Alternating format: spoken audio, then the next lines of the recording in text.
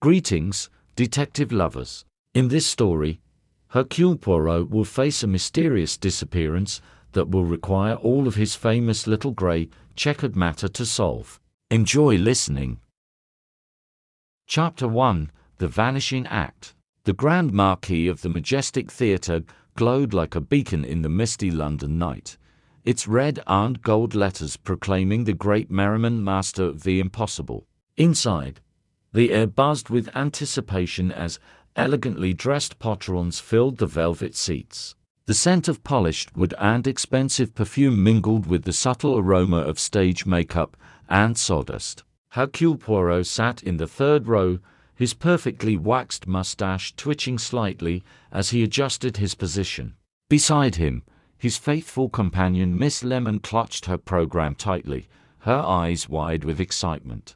They had come at the insistence of Chief Inspector Japp, who had mentioned something about keeping an eye on things during tonight's performance.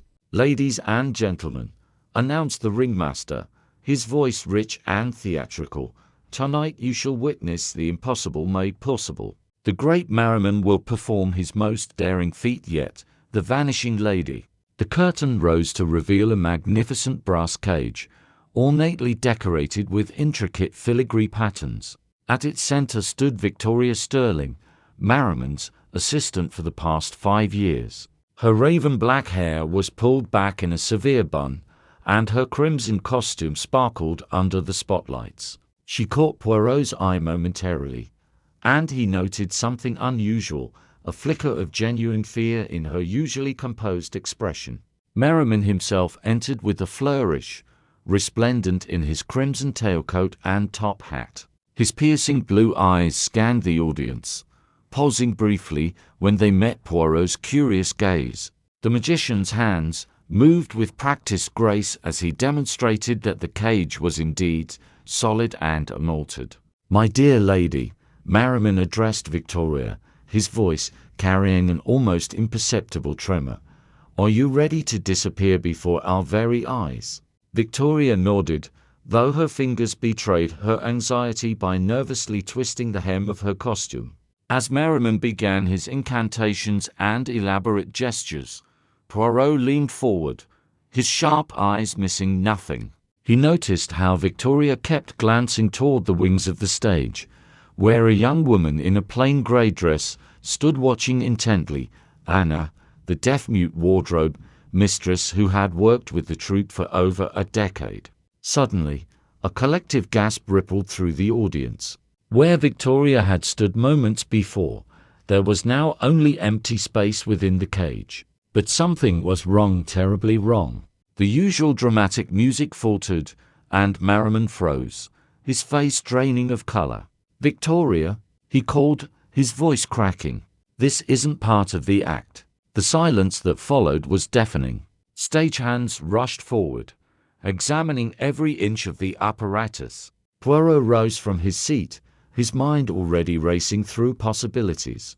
This was no ordinary disappearance, he could feel it in his little grey cells. In the ensuing chaos, Poirot noticed Anna making urgent gestures toward the stage. Her hands moved rapidly in sign language, but only Merriman seemed to understand. The magician's face turned ashen as he watched her silent communication.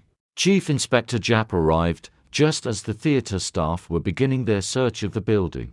"Looks like we've got ourselves a real mystery here, Monsieur Poirot," he muttered, surveying the scene. "A woman doesn't just vanish into thin air." "Indeed, my friend," Poirot replied thoughtfully, his eyes still fixed on Anna. "But I suspect that what we have witnessed tonight is not merely a crime, it is a message. And our mute witness holds the key to understanding it." As police officers began questioning the cast and crew, Poirot approached Anna. Taking out his notebook, he carefully wrote, "You know something, mademoiselle?" "Show me." Anna's response came in rapid-fire signs, which Merriman translated with growing distress. "She says Victoria received threatening notes. Someone didn't want her to perform tonight." Poirot's mustaches twitched with interest. This case would prove most intriguing, a disappearing act that blurred the lines between illusion and reality, danger lurking behind the glamour of the stage. 10 minutes had passed since Victoria's disappearance, and already Poirot sensed that time was of the essence. Looking around the theatre, he noted the various exits, the network of ropes and pulleys above the stage, and the maze of corridors leading backstage. Somewhere within this complex labyrinth lay the truth, and perhaps Victoria herself, if she still lived. The game was afoot, and Hercule Poirot intended to unravel this particular mystery one meticulous step at a time. As the curtain fell on this disastrous opening night, Poirot couldn't help but wonder, had they witnessed a masterful crime disguised as magic, or a magical performance gone horribly wrong? Only time and his legendary deductive skills would tell. Chapter 2: Behind the Curtain. The theatre had transformed from a place of wonder to one of controlled chaos. Police officers moved methodically through the corridors, their flashlights cutting through the dim backstage areas like probing eyes. The air was thick with tension, mingling with the lingering scent of stage powder and polished wood. Poirot stood center stage, his sharp eyes taking in every detail of the apparatus that had been the scene of Victoria's disappearance. "Observe, my friends," he said, addressing Jup and Miss Lemon, who had joined him. "This cage, it is not merely a prop. It is a masterpiece of engineering." He ran his fingers along the brass bars, noting tiny scratches and barely visible seams. "Monsieur Merriman is indeed a skilled craftsman. But tell me, where are the controls? How does this magnificent contraption work?" Merriman, who had been pacing nervously nearby, stopped abruptly. "The mechanism is complicated," he admitted, wringing his hands. "There are pulleys above and a trapdoor below. But I swear to you, Inspector, none of them were activated tonight." "Curious," murmured Poirot, his mind racing. He turned to Anna, who stood silently observing the proceedings. Taking out his notebook again, he wrote, "Mademoiselle, please show me exactly what you told Monsieur Merriman earlier." Anna's hands moved gracefully, forming signs that Merriman translated. "She says Victoria had been receiving notes for weeks. Threatening notes warning her not to perform tonight's act." Jap frowned. "Why wasn't this reported before?" Merriman flushed. We thought it was just a prank. A jealous rival, perhaps. You must understand, in our world, theatrics often spill into real life." Poirot's eyes narrowed. "And yet, mademoiselle," he addressed Anna directly, writing carefully, "you believe these threats to be genuine." "Why?" Anna's response came quickly. She pointed to her eyes, then made a gesture indicating height, approximately 5'7". Next, she mimed writing and showed 3 fingers. "She's saying she saw someone watching Victoria," Merriman interpreted. "A man, about 5'7", seen 3 times, near Victoria's dressing room in the past week." Miss Lemon, who had been quietly observing, suddenly spoke up. "Mr. Poirot, might I suggest examining Victoria's dressing room? Perhaps there are clues there that could shed light on these mysterious notes." "An excellent suggestion, mademoiselle," Poirot approved, leading the way through the maze of corridors backstage. The dressing room was a small but elegant space, dominated by a large vanity mirror surrounded by bulbs that still glowed softly. On the table lay various cosmetics, a half-empty cup of tea, and several books about magic tricks. Poirot's eyes immediately went to the waste bin, where he spotted fragments of paper that appeared to have been hastily torn. Carefully, he began reconstructing them on the vanity's surface. The pieces formed a chilling message: disappear tonight, or disappear forever. Jap whistled low. "That's pretty direct. Any idea who might have sent this?" Before anyone could respond, Anna burst into the room, her hands moving frantically. She pointed to the mirror, then made a series of complex gestures. "She says," Merriman's voice faltered, "she says Victoria sometimes practiced her own magic tricks in here. That mirror, It's two-way glass. Poirot's eyes gleamed with interest. Ah, so someone could have been watching her most intimate moments. This adds a whole new dimension to our mystery, does it not? Carefully examining the mirror, Poirot discovered a nearly invisible seam along its edge. Pressing certain points around the frame, he revealed a narrow passageway behind it. The darkness beyond seemed to pulse with secrets waiting to be uncovered. "This changes everything," Poirot declared, his voice tinged with excitement. "We are dealing with someone who knows the theatre intimately, its hidden passages, its secrets. Someone who could move unseen while everyone's attention was fixed on the stage." As they prepared to explore the passage, Poirot noticed something else in the dressing room, a small calendar pinned to the wall. On today's date, someone had written Blue Moon in Victoria's distinctive handwriting. Interesting, Poirot mused. In magical terms, a blue moon symbolizes rare events. Was Mademoiselle Victoria trying to tell us something about tonight's performance? The discovery of the passage and the mysterious notation opened new avenues of investigation. As the group prepared to delve deeper into the theatre's hidden spaces, Poirot couldn't help but feel they were being watched, that somewhere in the shadows, their culprit was observing their every move. Chapter 3: The Blue Moon Enigma. The narrow passage behind the two-way mirror was barely wide enough for a person to squeeze through. Poirot led the way, his small frame navigating the cramped space with surprising agility. The beam of his flashlight revealed rough stone walls, cobwebs that had been recently disturbed, and faint scuff marks on the floor. "Someone has used this passage recently," he observed, crouching to examine the marks more closely. "And not just one person. See how the impressions vary in depth and pattern." Jack grunted from behind him, clearly uncomfortable in the confined space. "You're telling me there's a whole network of these secret tunnels in the theatre?" "Indeed, my friend. The majestic theatre is older than it appears, built upon the foundations of an even older performance hall. These passages were likely used by stagehands and performers in days gone by." As they moved deeper into the tunnel system, Poirot noted several branching paths marked with faded symbols. One particular marking caught his attention, a crescent moon painted in blue, remarkably similar to Victoria's calendar notation. "Ah!" he exclaimed softly. "Here we have our blue moon. Most intriguing." Miss Lemon, bringing up the rear with Anna, pointed to some fibers caught on a jagged piece of stone. They appeared to be threads from a crimson costume, matching Victoria's outfit from the performance. Poirot's eyes gleamed with satisfaction. "We are on the right path, Ms. Amos. But tell me, mademoiselle," he turned to Anna, writing quickly in his notebook, "do many people know about these passages?" Anna's hands moved rapidly, and Merriman translated, "Only senior staff and longtime performers. The newer members aren't usually told about them." "Interesting," Poirot mused. "So our culprit is someone familiar with the theatre's history. Someone who knows its secrets as intimately as Monsieur Merriman himself."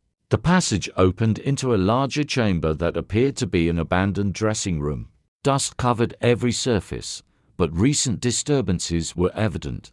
Fresh footprints in the dust, overturned furniture, and something that made Poirot's heart quicken: a small leather-bound book lying open on the floor. Carefully picking it up, he discovered it was Victoria's personal journal. The last entry was dated that very morning.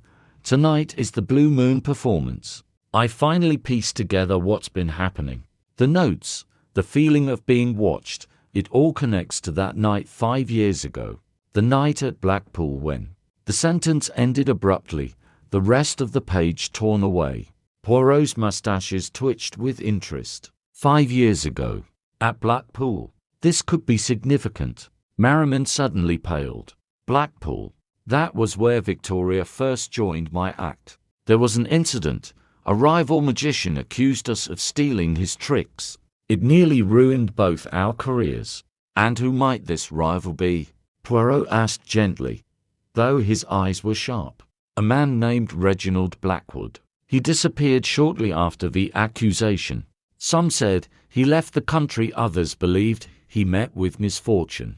Anna stepped forward urgently, making complex gestures that required several moments of translation.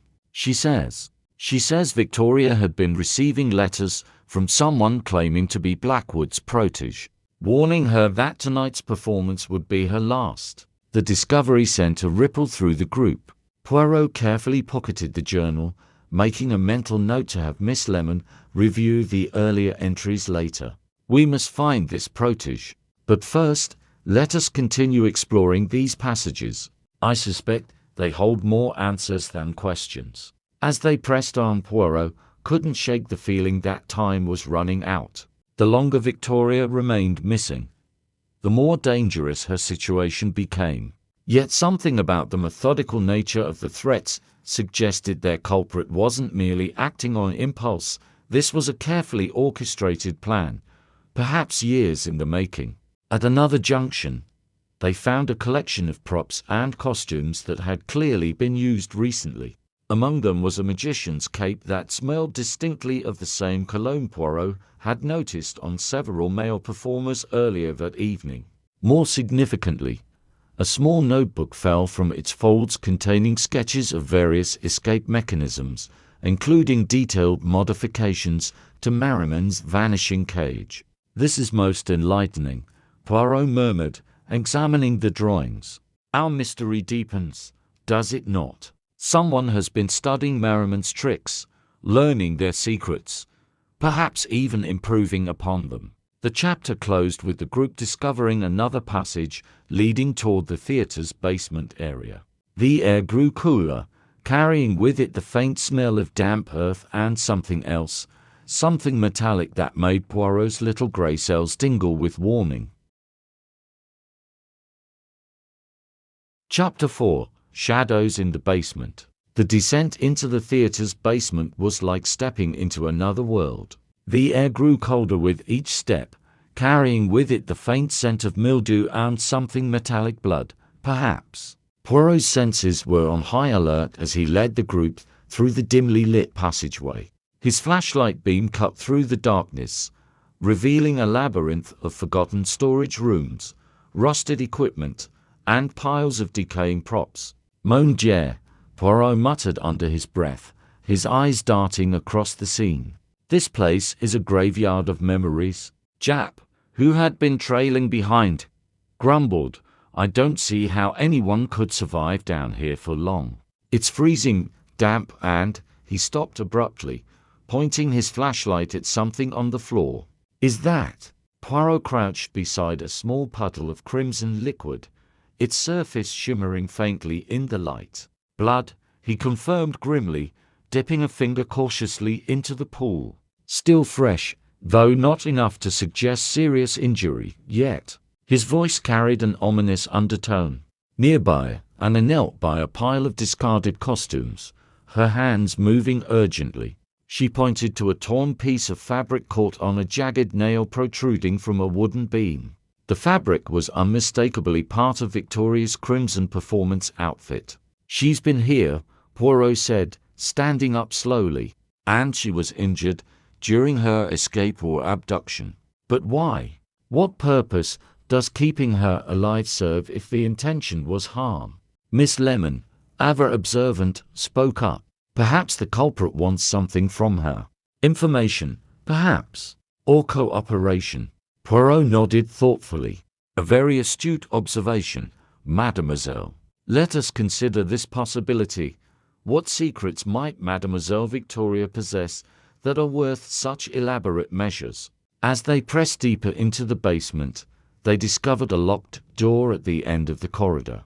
Unlike the rest of the aging structure, this door appeared newer, reinforced with steel bolts and a heavy padlock. Poirot examined it closely, noting faint scratches around the lock mechanism. "Somebody has been tampering with this recently," he murmured, "but not professionally. There is hesitation here, a lack of expertise." Merriman stepped forward, his face pale but resolute. That door leads to the old prop vault. It hasn't been used in years. I didn't even know anyone still had access to it." Poirot raised an eyebrow. "Yet clearly someone does. And judging by these marks, they either entered or attempted to enter multiple times." Japp produced a set of lock-picking tools from his coat pocket. "Stand back, folks. Let's see what we're dealing with here." After several tense minutes of fumbling, the lock clicked open, and the door creaked inward. The room beyond was shrouded in darkness, but as Poirot swept his flashlight across the space, the beam illuminated something that made everyone gasp. In the center of the room stood a replica of Merriman's vanishing cage, but modified extensively. Additional pulleys, wires, and mechanical components had been added, transforming it into a far more complex apparatus. Scattered around the room were blueprints, notebooks filled with calculations, and photographs pinned to the walls. Among them were images of Victoria, some taken surreptitiously, others showing her practicing tricks in her dressing room. "Good heavens," Miss Lemon whispered, covering her mouth with her hand. "It's like a shrine to obsession." Poirot moved closer to examine the photographs. Many were annotated with technical notes and diagrams, detailing various escape methods and modifications to the cage design. One particular image caught his eye, a close-up of Victoria's hands gripping the bars of the original cage, with arrows pointing to specific points of pressure. "This person knows her strengths and weaknesses intimately," Poirot said, his voice low. "They have studied her movements, anticipated her reactions. This is no mere kidnapping, it is a calculated act, designed to exploit every aspect of her skills as a performer." Anna, who had been silently observing the scene, suddenly gestured frantically toward one corner of the room. Her hands formed rapid signs, which Merriman translated with growing alarm. "She says there's a hidden compartment beneath the floorboards over there. Someone's been storing supplies, food, water, blankets." Poirot's eyes gleamed with interest. "Ah, so our culprit intended for Mademoiselle Victoria to remain alive, at least for now. But why go to such lengths? What purpose does prolonging her captivity serve?" Kneeling beside the indicated spot, Poirot ran his fingers along the edges of the floorboards until he found a loose one. With some effort, he pried it up to reveal a small cache containing canned food, bottled water, and a first aid kit. Tucked inside was also a folded piece of paper, yellowed with age. Unfolding it carefully, Poirot recognized it as a clipping from a newspaper dated 5 years earlier, the same time period referenced in Victoria's journal. The headline read, "Blackpool Magician Scandal, Secrets Stolen, Careers Ruined." Beneath the article was a handwritten note in shaky, almost frantic handwriting. "Asterisk, you took everything from me. Now I will take everything from you. Asterisk, this changes the nature of our investigation entirely," Poirot declared, his mustaches twitching with excitement. "We are dealing not only with a crime of the present, but also one rooted in the past. Revenge, my friends, is a powerful motivator." Japp frowned. "So you're saying this isn't just about Victoria. It's about settling an old score with Merriman too?" "Precisely," Poirot replied. "Whoever orchestrated this disappearance has planned their revenge meticulously. They have used Mademoiselle Victoria as both bait and weapon, a means to strike at Merriman's heart." As they prepared to leave the prop vault, Poirot paused at the threshold, his sharp eye scanning the room one last time. "There is something else here, something we have yet to uncover. A clue that will lead us directly to the perpetrator. We must remain vigilant." Back upstairs, the group convened in Merriman's private office to discuss their findings. The magician sat slumped in his chair, his usual confidence replaced by despair.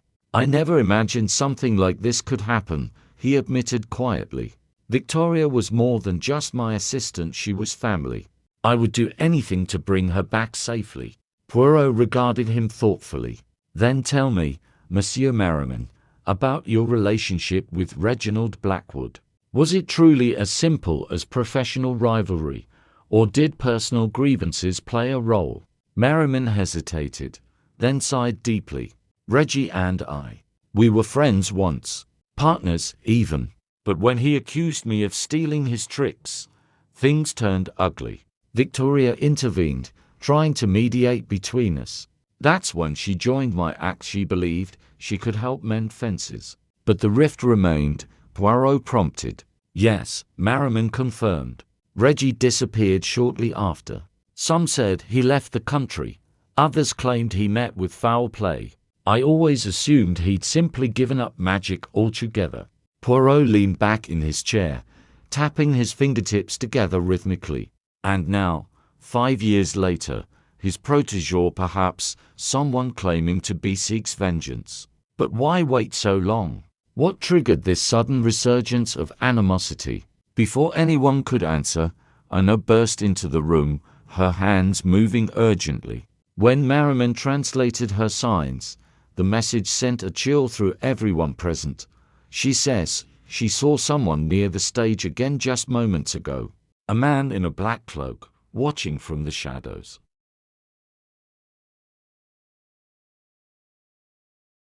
Chapter 5. The Shadows Game. The news of the mysterious figure in the black cloak sent a ripple of urgency through the group. Poirot immediately sprang into action, his small frame moving with surprising speed as he led the way back toward the stage. Time is of the essence, Ms. Amos, he said, his voice low but firm. If our culprit is still within the theater, we must act swiftly. As they emerged from the backstage corridors onto the dimly lit stage, Poirot paused, his sharp eyes scanning every shadow. The grandeur of the majestic theater now felt oppressive, its ornate decorations and velvet curtains concealing countless hiding places. Somewhere in this labyrinth of illusions, a predator lurked. Mademoiselle Anna, Poirot whispered, turning to the young woman who had spotted the figure. He quickly scribbled in his notebook, "Can you show us exactly where you saw him?" Anna nodded, her hands trembling slightly as she gestured toward the wings of the stage. She pointed first to the left side, then mimed someone slipping behind the heavy drapes that concealed the entrance to another passageway. Poirot motioned for the group to follow quietly. Jup, ever the pragmatist, unholstered his revolver, though Poirot gave it a disapproving glance. "Violence will not solve this puzzle, my friend," he murmured. "We must rely on observation and deduction." The drapes rustled faintly as they approached, and Poirot held up a hand to signal silence. Carefully, he parted the fabric just enough to peer through. Beyond lay a narrow corridor lined with prop shelves and costume racks. At the far end, a flicker of movement caught his eye, a dark shape disappearing around a corner. "There!" Poirot exclaimed softly, darting forward with surprising agility. The others followed, their footsteps muffled by the thick carpet beneath them. As they rounded the corner, however, the passage was empty. Only an open door at the end suggested their quarry had fled further into the depths of the theater. Inside the room beyond, they found themselves in what appeared to be an abandoned rehearsal space. Dust-covered mirrors lined the walls, reflecting their anxious faces back at them like ghostly apparitions. In the center of the floor lay a single object, a black feather, glossy and iridescent under the beam of Poirot's flashlight. "A calling card," Miss Lemon ventured, picking up the feather delicately between two fingers. "It seems too deliberate to be accidental." "Indeed," Poirot agreed, examining the feather closely. "Our culprit is playing a game with us, a dangerous game of cat and mouse. They wish us to know they are here, watching, waiting." Merriman, who had been unusually quiet during the pursuit, suddenly spoke up. "That feather, it's from a raven. Reggie used to keep ravens as part of his act. Said they were symbols of mystery and transformation." Poirot's eyebrows shot up. "Ah, so our villain has adopted one of Blackwood's trademarks. A clever touch, no? But why reveal such a clue so brazenly?" Jup grunted. "Maybe they're trying to throw us off. Or maybe they're just cocky. Perhaps both, Poirot replied thoughtfully. But let us not forget, arrogance often leads to mistakes, and mistakes lead to solutions. As they examined the room further, Anna made a sudden, urgent gesture toward the ceiling. Her hands moved rapidly, and Merriman translated. She says there's something above us. Movement deliberate, controlled. Poirot tilted his head upward, his keen eyes scanning the network of ropes and pulleys that crisscrossed the rafters. Someone is using the theater's own mechanisms against us, he observed. A fitting choice, given the circumstances. Before anyone could respond, a soft creak echoed overhead. Then came the unmistakable sound of fabric brushing against wood, a cloak, perhaps, caught momentarily on a beam. Poirot signaled for the group to spread out, covering all possible exits, while he focused his attention upward. "Show yourself," Japp called out, his voice echoing through the cavernous space. "You're surrounded." For a moment, there was only silence. Then, from the shadows high above, a voice drifted down, low, smooth, and chillingly calm. "Detective Poirot," it said, each word dripping with mockery. "I've heard so much about your little gray cells. Let's see if they can unravel this particular mystery before it's too late." Poirot stepped forward, his posture unwavering despite the menace in the air. "And I, monsieur or madame, have heard much about you. Your obsession with the past, your thirst for revenge. But tell me this, why involve Mademoiselle Victoria? What purpose does her suffering serve?" The response was delayed, as if the speaker were savoring the moment. When it came, it was laced with venom. "Because she is the key, the one who stood between Blackwood and greatness, between me and justice." Poirot's expression hardened. "Justice? You speak of vengeance, not justice. And vengeance, my friend, is a path that leads only to ruin." There was no reply, save for the faint sound of retreating footsteps overhead. Poirot turned to the group. "We must cut them off. Whoever this person is, they are leading us on a chase, but to what end? There is more to this than mere theatrics." Guided by Anna's silent directions, the group moved quickly through the theater, following the sounds of movement above. They passed through the orchestra pit, the lighting control booth, and finally arrived at the spiral staircase that led to the catwalks high above the stage. At the top, the air grew colder, carrying with it the metallic tang of rigging and machinery. The beams stretched out like the skeleton of some great beast, and somewhere in the distance, the faint swish of fabric betrayed the presence of their quarry. "Careful," Poirot warned, his voice barely above a whisper. "These boards are old." One misstep, and a loud crack interrupted him, followed by a shout as Japp's foot broke through a rotten plank. For a terrifying moment, the inspector dangled precariously over the edge, clutching at the nearest beam. Poirot and Merriman rushed to pull him back to safety, but the commotion gave their pursuer time to vanish once more. When they finally reached the far end of the catwalk, they found another clue left behind, a small wooden box, intricately carved with symbols resembling those seen earlier in the hidden passages. Inside was a folded piece of paper and a silver locket. Poirot opened the note first. Written in the same shaky handwriting as before, it read, ** to find her, follow the moon. *. The locket contained a photograph of Victoria and Merriman, taken shortly after she joined his act. On the back was engraved a date, 5 years ago, the same year as the Blackpool scandal. Poirot's eyes gleamed with understanding. "The blue moon," he murmured. "It is not merely a symbol, it is a map. A guide to where Mademoiselle Victoria is being held." Miss Lemon frowned. "But how? Where does it lead?" Poirot tapped his temple. "All will become clear, mademoiselle. For now, we must return to the stage. Our culprit has left us breadcrumbs, and I intend to follow them to their source." As they descended back into the heart of the theater, Poirot couldn't shake the feeling that they were being toyed with, that every step they took brought them closer not to rescue, but to a carefully orchestrated finale. The pieces of the puzzle were beginning to align, but the clock was ticking, and somewhere in the shadows, Victoria's captor waited, their motives as dark and tangled as the theatre's hidden passages. Chapter 6: The Blue Moon Trail. Back on the stage, Poirot stood beneath the grand chandelier, its crystals casting prismatic reflections across the empty theatre. His sharp eyes darted between the locket, the note, and the vast space around him. "Follow the moon," he murmured, turning the phrase over in his mind like a precious gem.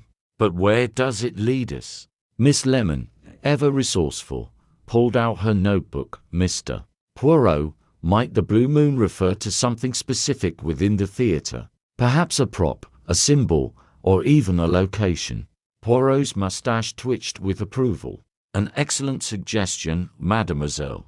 Let us examine every possibility." Anna stepped forward, her hands moving urgently. She pointed first to the ceiling, then mind tracing a path with her fingers. Merriman translated. "She says there's a mural on the theatre's dome, a painting of the night sky. It includes a depiction of a blue moon." "Ah!" Poirot exclaimed, his eyes lighting up. "The celestial map above our heads. Of course, our culprit is leading us upward, toward the heavens and perhaps toward answers." The group made their way to the spiral staircase that led to the theatre's uppermost level, where maintenance workers occasionally accessed the dome for repairs. As they climbed, the air grew colder, carrying with it the faint scent of oil paint and aged wood. At the top, a narrow catwalk encircled the interior of the dome, offering a breathtaking view of the painted night sky. "There," Miss Lemon whispered, pointing to a section of the mural where a crescent moon glowed faintly blue against the dark background. Upon closer inspection, they noticed tiny markings etched into the paintwork, symbols resembling those found earlier in the hidden passages. Poirot ran his fingers along the edge of the mural, searching for anything unusual. "Someone has tampered with this artwork recently," he observed, noting fresh scratches and smudges. And here, he pressed a barely visible seam near the base of the moon, causing a small panel to slide open with a soft click. Inside the hidden compartment was another clue, a brass key attached to a tag inscribed with the words Box 13. Beneath it lay a second note, written in the same shaky handwriting as before. Asterisk, the truth lies behind the curtain of stars. Asterisk, Jack frowned. Box 13. What does that mean? A seat number? A locker? Merriman suddenly gasped. Wait, they're referring to the prop boxes in the attic. Each one is numbered and box 13.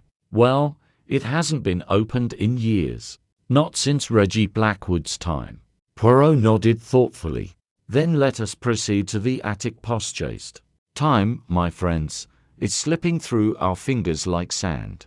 The attic was a cavernous space filled with decades of theatrical history. Dust motes danced in the beam of Poirot's flashlight as they navigated rows of crates, trunks, and forgotten props.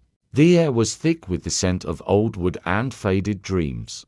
After some searching, they located Box 13, an ancient, iron-bound chest secured with a heavy lock.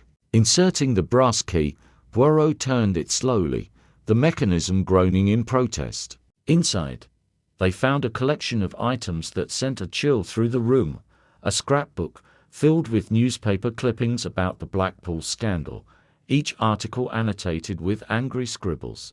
A black cloak identical to the one worn by the mysterious figure. Several sketches of Victoria, accompanied by detailed notes on her habits, strengths, and vulnerabilities. And most chillingly, a photograph of Reginald Blackwood, his face crossed out violently in red ink. This confirms it, Poirot said gravely. Our culprit is not merely inspired by Blackwood, they are consumed by his legacy. But why cross out his image? Does this signify rejection or betrayal? Anna gestured urgently, pointing to a name scrawled in the margin of one of the sketches. Asterisk, Evelyn Blackwood. Her hands moved rapidly, and Merriman translated. She says Evelyn was Reggie's younger sister. She disappeared shortly after the scandal broke. Poirot's eyes gleamed with realization. Ah, so we have uncovered another piece of the puzzle. If Evelyn Blackwood is alive and involved in this affair, then her motives run deeper than mere revenge. This is personal vengeance fueled by familial bonds. As they examined the contents of the box further, Jack noticed something tucked beneath the false bottom, a folded map of the theater, marked with an X near the boiler room. Beside it was a final note, * the end awaits beneath the earth. * the boiler room, Poirot murmured, his voice tinged with urgency. Where heat rises and shadows linger. It seems our journey is drawing to a close, but what awaits us there? Descending into the bowels of the theater, the group felt the temperature rise as they approached the humming machinery of the boiler room. Pipes snaked across the ceiling, dripping condensation onto the concrete floor. The air was oppressive, heavy with the smell of coal dust and rust. At the center of the room stood a makeshift altar of sorts, a table draped with a black cloth, adorned with candles and a single raven feather. Bound and gagged on the floor beside it was Victoria Sterling, pale but alive, her eyes wide with terror. Before anyone could react, a figure emerged from the shadows, the same cloaked individual Anna had spotted earlier. With a dramatic flourish, they lowered their hood to reveal a gaunt face framed by jet black hair streaked with grey. Their piercing green eyes burned with intensity. Evelyn Blackwood, Poirot said calmly, though his body tensed. You have orchestrated this elaborate performance to settle a score 5 years in the making. But tell me, why go to such lengths? Why involve innocent lives? Evelyn's lips curled into a bitter smile. Innocent? That's rich coming from you, detective. My brother was destroyed because of them, because of her. She pointed accusingly at Victoria. She convinced Reggie to trust Merriman, only for him to betray us all. Victoria struggled against her bonds, shaking her head vehemently. Poirot raised a hand to silence her. And so you sought to punish her by making her disappear, not just physically, but symbolically. To erase her from the world as you believe she erased your brother. Evelyn's composure faltered slightly. He deserved better than to be forgotten, better than to vanish without a trace. But two wrongs do not make a right, madame, Poirot countered gently. Your actions have only perpetuated the cycle of pain and loss. Is this truly how you wish to honor your brother's memory? For a moment, Evelyn hesitated, her resolve wavering. Then, with a cry of anguish, she lunged toward the boilers, clearly intending to destroy herself and perhaps take Victoria with her. Acting quickly, Jack tackled her to the ground while Poirot and Miss Lemon rushed to free Victoria. The young woman collapsed into Merriman's arms, sobbing with relief. As Evelyn was restrained, Poirot knelt beside her, his expression compassionate yet firm. La vengeance est un plat qui mange froid, n'est-ce pas? But even cold dishes can leave a bitter taste. There is still time to choose a different path, madame. Evelyn stared at him, tears streaming down her face. For the first time, the weight of her actions seemed to break through her veil of anger. She nodded silently, defeated. With the immediate danger neutralized, the group escorted Evelyn upstairs to await the authorities. Victoria, shaken but unharmed, recounted how she had been drugged and brought to the boiler room, where Evelyn had taunted her with cryptic messages about justice and retribution. As the theater slowly returned to normalcy, Poirot stood alone on the stage, gazing up at the mural of the blue moon. His little grey cells buzzed with satisfaction, though a hint of melancholy lingered in his heart. Another mystery solved, he murmured to himself. Yet one cannot help but wonder how many lives might have been spared if forgiveness had triumphed over vengeance.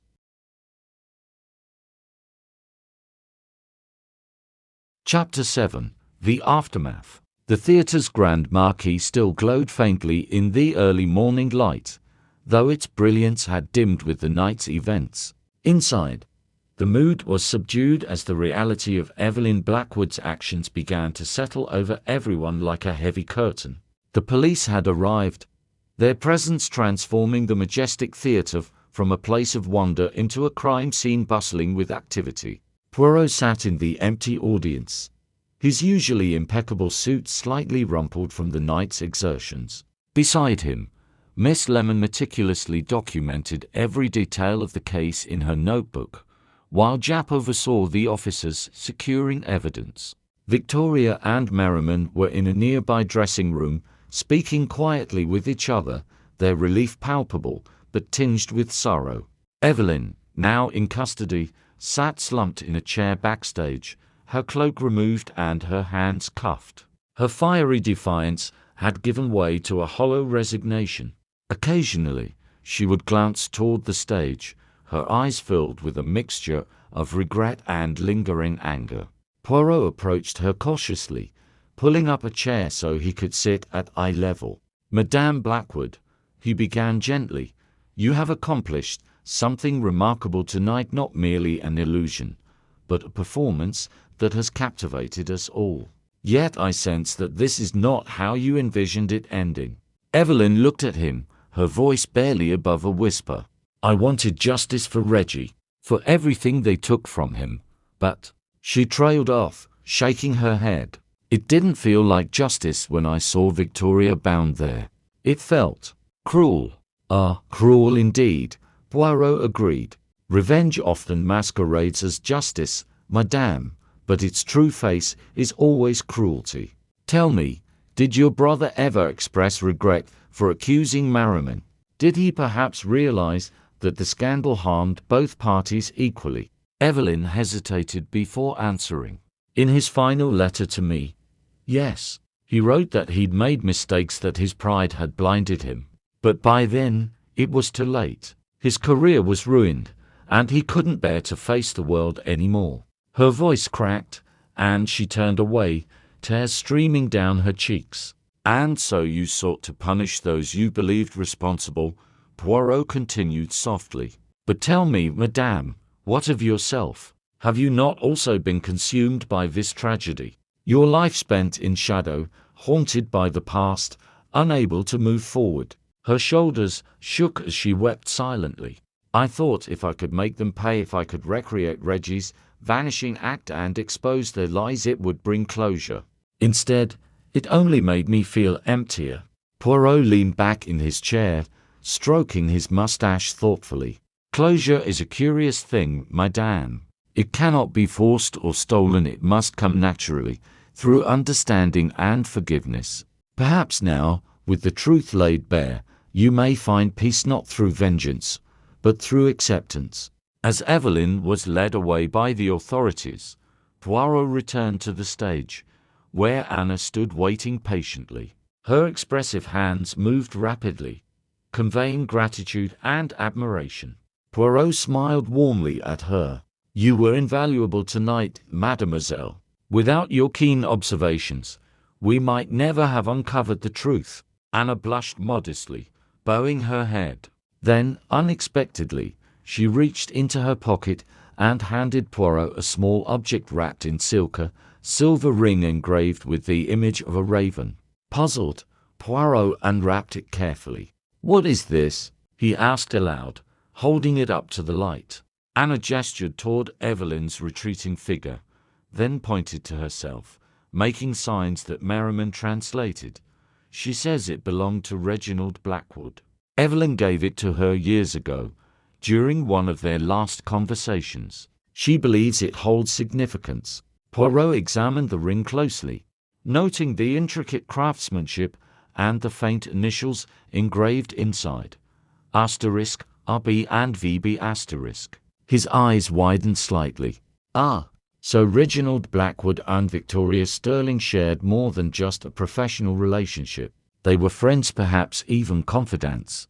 This revelation added another layer of complexity to the case. If Reginald and Victoria had once been close, Evelyn's resentment toward Victoria took on a new dimension, one rooted not only in betrayal, but also in jealousy. Miss Lemon joined them on the stage, her notebook brimming with notes. "Mr. Poirot, I've compiled a timeline based on the evidence we've gathered. It seems clear that Evelyn planned this disappearance meticulously, using her knowledge of the theater's secrets to orchestrate the perfect illusion." "Yes," Poirot replied absently, still turning the ring over in his fingers. "But let us not forget, illusions are fragile things. They require belief to sustain them. And belief, my dear Miss Lemon, can be shattered with a single truth." At that moment, Victoria emerged from the dressing room, her face pale but composed. She approached Poirot hesitantly, her eyes fixed on the ring in his hand. "Is that—" she began, her voice trembling. "Yes, mademoiselle," Poirot confirmed, handing it to her. "It appears to have belonged to Monsieur Blackwood. Does it hold any meaning for you?" Victoria nodded slowly, slipping the ring onto her finger. "Reggie gave it to me after our first successful performance together. He said it symbolized trust, the kind of trust that magic requires between performer and assistant. I haven't seen it since. Well, since he disappeared." A heavy silence fell over the group as the weight of this discovery settled in. Poirot broke it with a soft sigh. "And thus, another piece of the puzzle falls into place. Trust betrayed becomes a wound that festers, poisoning relationships and lives. Yet trust restored, or at least understood, can heal." Jap, who had finished coordinating with his team, joined them on the stage.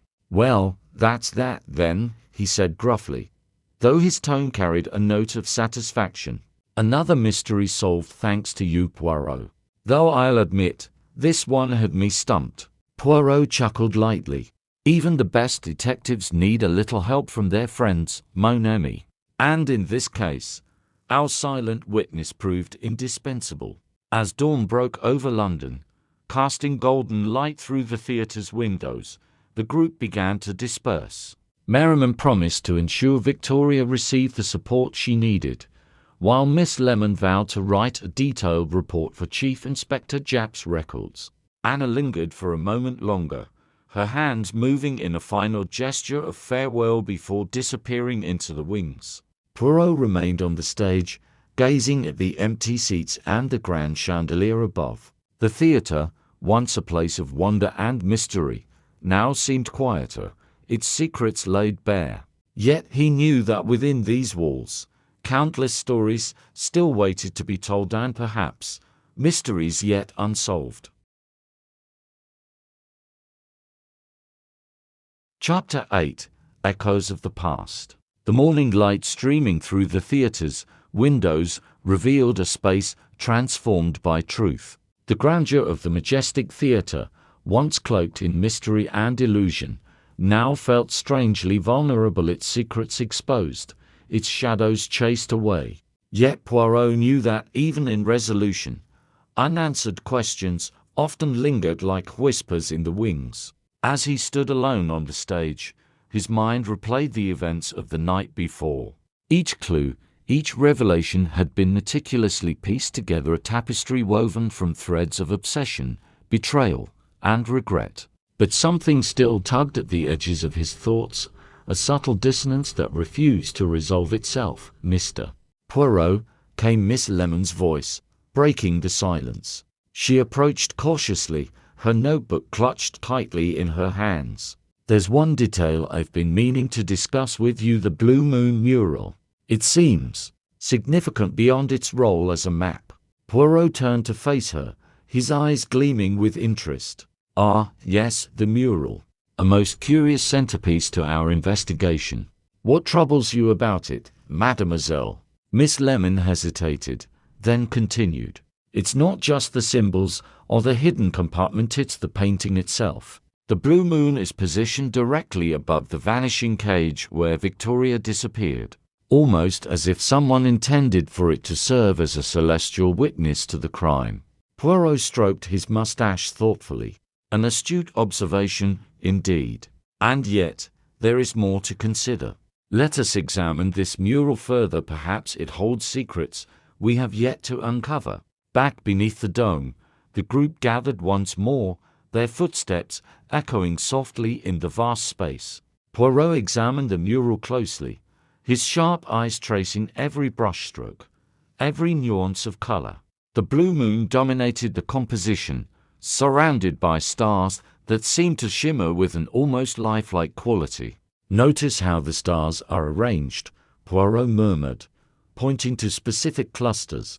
"They form constellations, but not ones recognized by modern astronomy. These patterns appear deliberate, almost symbolic." Merriman stepped forward, squinting at the mural.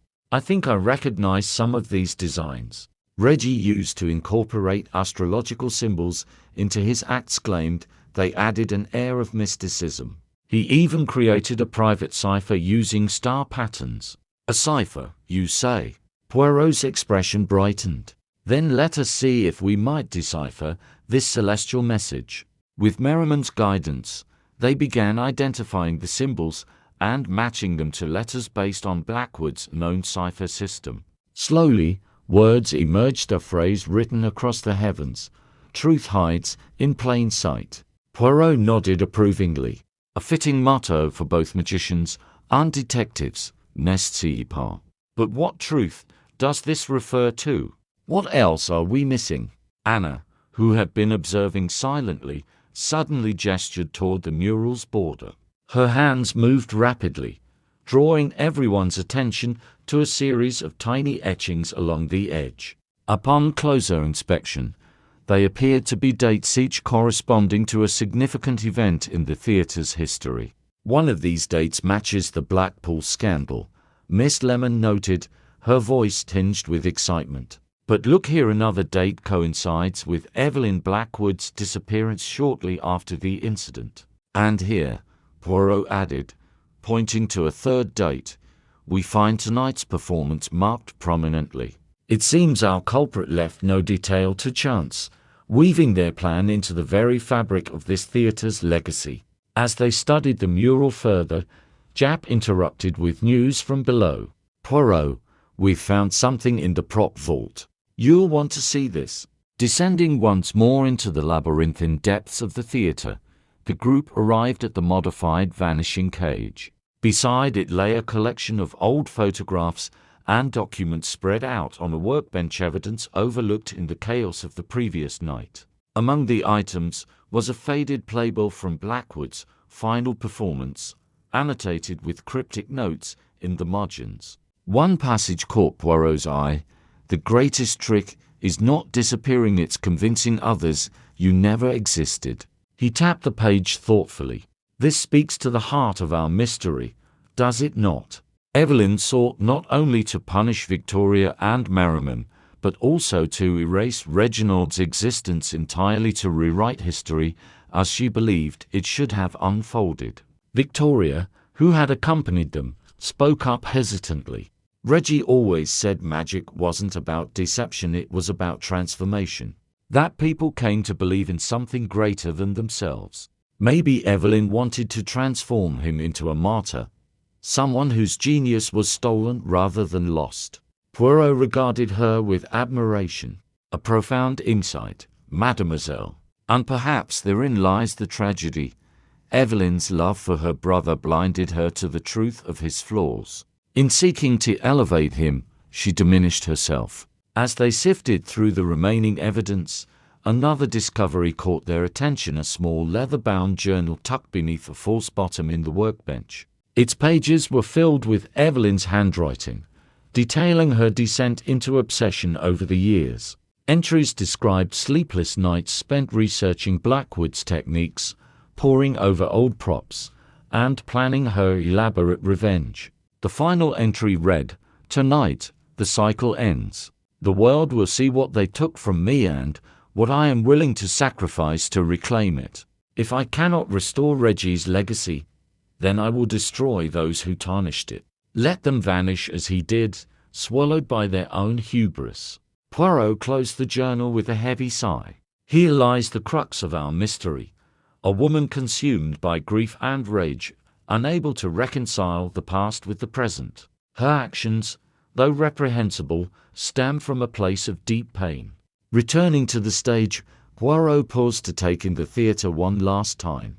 The chandelier sparkled above, the seats sat empty, and the curtain hung motionless, awaiting its next performance. Yet beneath the surface, the echoes of lives intertwined, of trust broken and truths revealed, lingered like ghosts. "Mes amis," Poirot said, addressing the group gathered around him, "we have uncovered the who, the how, and the why. But let us not forget the lessons this case imparts. Trust, once shattered, leaves scars that may never fully heal. Vengeance, though tempting, poisons the soul. And forgiveness, though difficult, is the only path to redemption." Jack nodded solemnly. "You're right, Poirot. This case has been a reminder that even the cleverest illusions can't hide the truth forever." Miss Lemon added, "And sometimes, the truth isn't just about solving a mystery, it's about understanding the human heart." Poirot smiled warmly. "Precisely, my dear Miss Lemon. For while we chase clues and unravel puzzles, it is the stories behind them, the hopes, fears, and dreams that truly matter." As the group prepared to leave the theatre, Anna approached Poirot one final time. Her hands moved gracefully, forming a silent message of gratitude and farewell. Poirot bowed deeply, touched by her gesture. "Fear not, mademoiselle," he said softly. "Though this chapter closes, life goes on. May you find peace in knowing that your courage helped bring justice and perhaps healing to those who needed it most." With that, the curtain fell on the majestic theatre's latest drama tale of magic, mystery, and the enduring power of truth to illuminate even the darkest corners of the human soul. Chapter 9: The Final Curtain. The days that followed the resolution of the Vanishing Act brought a sense of quiet reflection to the majestic theatre. Though the headlines had moved on to fresher scandals, the aftershocks of Evelyn Blackwood's elaborate scheme continued to ripple through the lives of those involved. For Hercule Poirot, however, the case was far from closed, not in his mind at least. Seated in his modest London flat, surrounded by stacks of neatly organized papers and cups of strong Belgian coffee, Poirot reviewed the details one final time. His little grey cells hummed with satisfaction, yet something still gnawed at him, a faint itch he could not quite scratch. It was as if the theatre itself, with all its secrets and shadows, refused to release him entirely. "Mr. Poirot," Miss Lemon announced, entering the room with her usual brisk efficiency. "I've compiled the complete timeline of events, cross-referenced with all evidence gathered. Everything appears to be in order." Poirot nodded absently, his eyes fixed on a photograph of the Blue Moon mural. "Indeed, mademoiselle, your work is impeccable as always. And yet," he paused, tapping his fingertips together rhythmically, "there is an element missing, an intangible thread connecting the past to the present. A question unanswered." Miss Lemon tilted her head curiously. "You mean beyond Evelyn's motives? Surely we've accounted for those." No, Poirot replied, shaking his head slightly. "Evelyn's actions were driven by grief and vengeance, this much is clear. But what of Reginald Blackwood himself? What became of him after his disappearance? Was he truly lost to despair, or did he orchestrate his own vanishing act?" The notion hung in the air like smoke, heavy and elusive. Miss Lemon frowned. "Surely you don't suspect him of being involved in this recent crime? He would have been long gone by now." "Perhaps," Poirot conceded. "But consider this. Evelyn claimed to act on behalf of her brother, yet she crossed out his image in anger. Why? What truth about Reggie's fate might she have uncovered that pushed her over the edge?" Before Miss Lemon could respond, there came a knock at the door. She excused herself to answer it, returning moments later with an unexpected visitor, Victoria Sterling.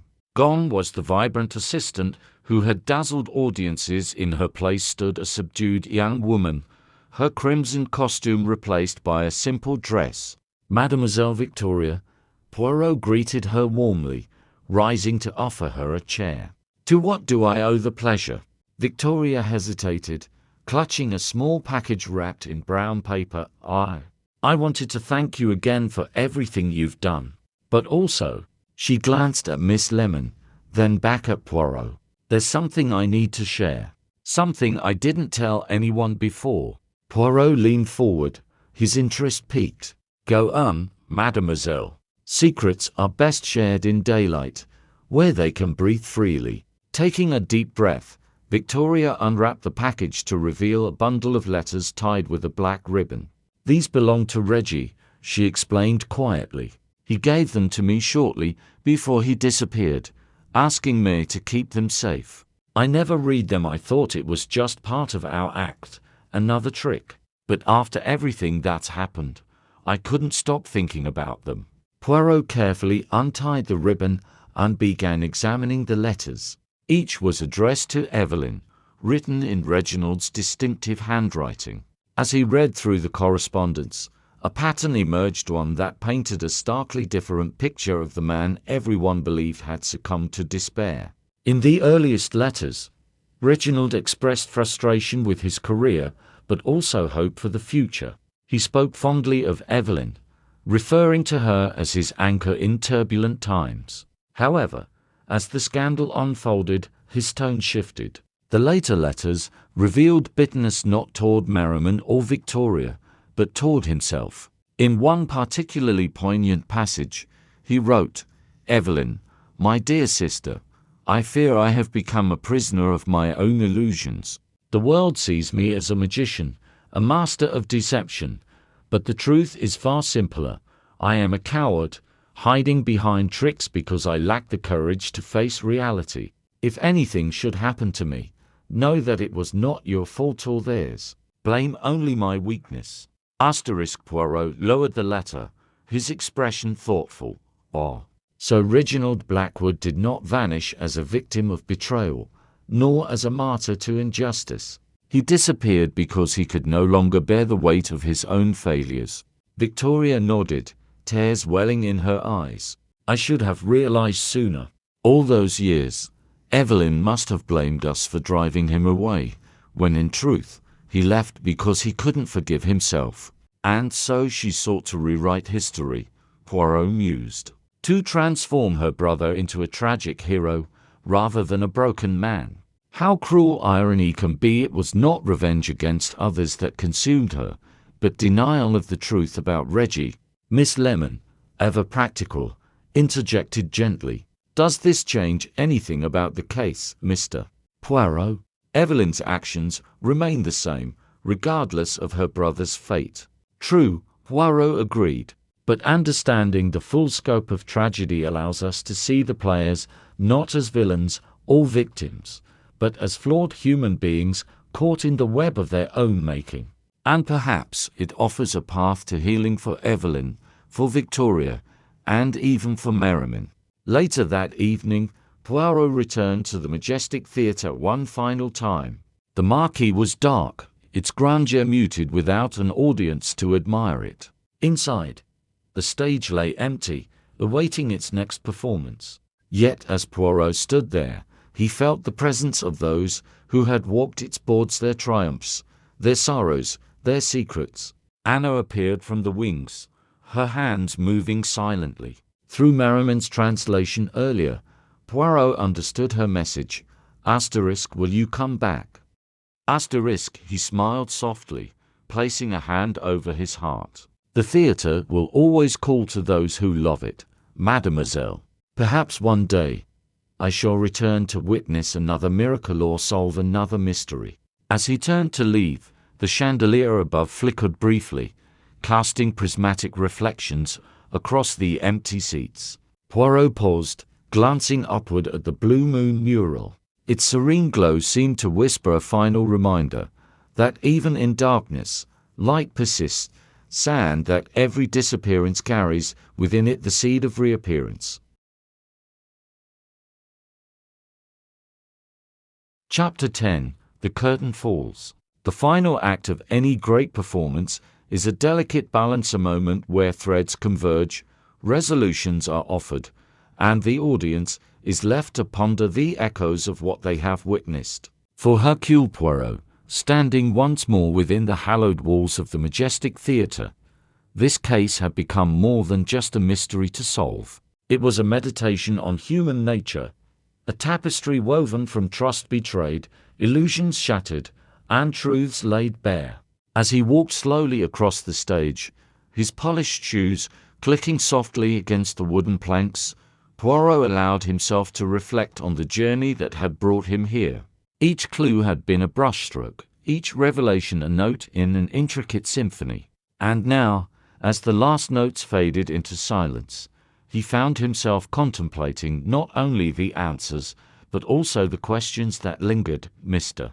Poirot," came a voice from the wings. He turned to see Merriman approaching, his crimson tailcoat replaced by a simple suit. Gone was the flamboyant magician, in his place stood a man wearied by loss yet resolute in purpose. "Monsieur Merriman," Poirot greeted him warmly. "You seem troubled. What weighs upon your mind?" Merriman hesitated, then gestured toward the empty seats. "This theater has always been my home, my sanctuary. But now, it feels haunted, not by ghosts, perhaps, but by memories. I fear I may never look at these walls without seeing Evelyn's pain or Reggie's." Poirot nodded thoughtfully. "Memory is both blessing and burden, mon ami. It allows us to honor those we have lost, yet it can also bind us to their mistakes. Tell me, do you believe in second chances?" "I want to," Merriman admitted, his voice tinged with uncertainty. "But after everything that's happened, after what Evelyn did, I wonder if some wounds run too deep to heal." "Ah, but healing does not mean forgetting," Poirot countered gently. "It means acknowledging the past while choosing to move forward. Your bond with Victoria, for instance, it survived betrayal and danger. Is that not proof that even broken things can be mended?" At the mention of her name, Victoria herself appeared, accompanied by Anna. The two women exchanged a silent glance, their connection forged in adversity stronger than words could express. Victoria stepped forward, her voice steady despite the emotion in her eyes. "Evelyn sent me a letter from custody," she revealed, holding out a folded piece of paper. "She asked me to forgive her not because she expects absolution, but because she knows she cannot begin to forgive herself until someone else takes the first step." Poirot accepted the letter, scanning its contents with care. Evelyn's handwriting, once sharp and angry, now carried a fragile vulnerability. She spoke of regret, of realizing too late how her obsession had consumed her, of wanting to remember Reggie as he truly was, a flawed man who loved deeply, rather than a myth she had created to justify her rage. "This is progress," Poirot murmured, handing the letter back to Victoria. "Acknowledging one's faults is the first step toward redemption. Whether Evelyn finds peace remains to be seen, but at least she has begun the journey." Anna gestured urgently, her hands moving rapidly. Merriman translated. "She says the mural should stay. That it serves as a reminder not just of what happened, but of how far we've come." Poirot smiled, his mustache twitching with approval. "A wise suggestion, mademoiselle. Let the blue moon remain, a symbol of resilience. For even in darkness, light endures, and even in disappearance, presence lingers." Later that evening, as the group prepared to leave the theater for the last time, Poirot paused at the edge of the stage. His sharp eyes swept over the space one final time, the glittering chandelier, the velvet seats, the curtain waiting to rise again. This grand old building had borne witness to countless stories, its walls imbued with laughter, tears, and dreams. "Thank you, Mr. Poirot," Victoria said softly, breaking the silence. "Without you, I don't know what would have happened to me or to any of us." "You give me too much credit, mademoiselle," Poirot replied with a modest wave of his hand. "The truth was always there, hidden in plain sight. I merely helped uncover it. And in doing so, you reminded us of something important," Merriman added. "That magic isn't about deception, it's about transformation, about believing in something greater than ourselves." "Indeed," Poirot agreed, his voice carrying a note of quiet pride. And let us not forget, life itself is the greatest illusion of all. A fleeting performance, full of beauty and mystery. Our task is to cherish it, to seek understanding, and to leave the stage better than we found it. With that, he tipped his hat to the group and descended into the shadows of the auditorium. As the door clicked shut behind him, the theater fell silent once more, its secrets safe in the embrace of history. Outside, the London night stretched endlessly, stars twinkling faintly above. Poirot took a deep breath, savoring the crisp air. Though the case of the vanishing lady had reached its conclusion, he knew that somewhere another mystery awaited, another puzzle to unravel, another story to tell. For Hercule Poirot, the curtain never truly fell. It simply rose again, inviting him to step onto life's grand stage once more. And so, dear friends, Hercule Poirot has proved once again that there are no unsolvable mysteries for a true detective. Remember his wise words: there is a solution hidden in every detail. You just need to know where to look.